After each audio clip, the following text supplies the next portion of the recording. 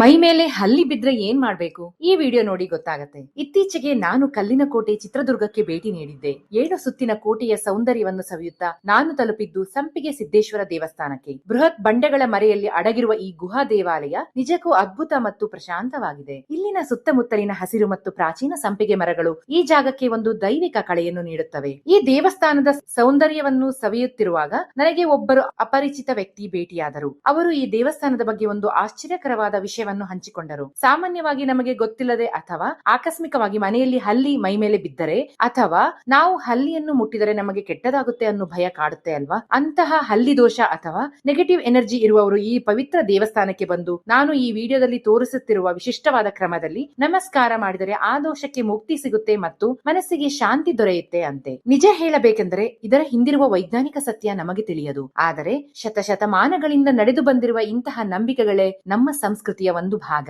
ಇಲ್ಲಿನ ವಾತಾವರಣ, ಆ ಗುಹೆಯ ಒಳಗಿನ ತಂಪು ಗಾಳಿ ಮತ್ತು ಸಿದ್ದೇಶ್ವರನ ಸನ್ನಿಧಿಯಲ್ಲಿ ಕುಳಿತಾಗ ಸಿಗುವ ಆ ನೆಮ್ಮದಿಯೇ ಒಂದು ದೊಡ್ಡ ಶಕ್ತಿ. ಈ ಜಾಗ ಕೇವಲ ದೇವಸ್ಥಾನವಲ್ಲ, ಇದು ಇತಿಹಾಸ ಮತ್ತು ನಂಬಿಕೆಯ ಸಂಗಮ. ಚಿತ್ರದುರ್ಗದ ಕೋಟೆ ಏರುವಾಗ ಎಷ್ಟೋ ಜನ ಈ ರಹಸ್ಯಮಯ ಜಾಗವನ್ನು ಗಮನಿಸದೆ ಮುಂದೆ ಹೋಗುತ್ತಾರೆ. ಆದರೆ ನೀವು ಮುಂದಿನ ಸಲ ಇಲ್ಲಿಗೆ ಬಂದಾಗ ಈ ಸುಂದರ ಸಂಪಿಗೆ ಸಿದ್ದೇಶ್ವರ ದೇವಸ್ಥಾನಕ್ಕೆ ಭೇಟಿ ನೀಡಿ ಈ ಅನುಭವವನ್ನು ಪಡೆದುಕೊಳ್ಳಿ. ನಂಬಿಕೆ ಅನ್ನೋದು ಕಣ್ಣಿಗೆ ಕಾಣದ ಶಕ್ತಿ. ಆ ಸತ್ಯವನ್ನು ನೀವು ಇಲ್ಲಿಗೆ ಬಂದಾಗ ನೀವೇ ಪತ್ತೆ ಮಾಡಿ. ವಿಡಿಯೋ ಇಷ್ಟ ಆಗಿದ್ರೆ ಪೂರ್ಣಿಮಾ ಡೈರೀಸ್ ಫಾಲೋ ಮಾಡಿ.